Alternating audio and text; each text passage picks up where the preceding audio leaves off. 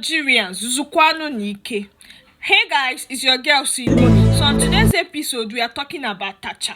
Nigerians, zukwanu nike. Keifa game we met soon. They did picture, wahala. They live am naturally like that, wahala. The other day, Destiny posted her bikini picture. Una don't open mouth to wa say they addicting this thing day too much. Say she won't fly. Tacha now posted her pictures yesterday.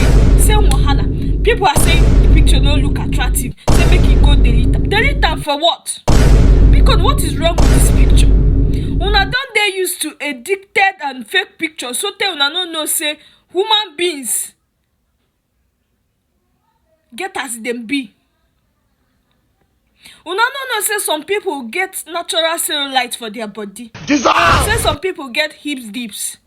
Wetin new? Tacha no one editing picture. He post am like that. Una dey like dey chook mouth.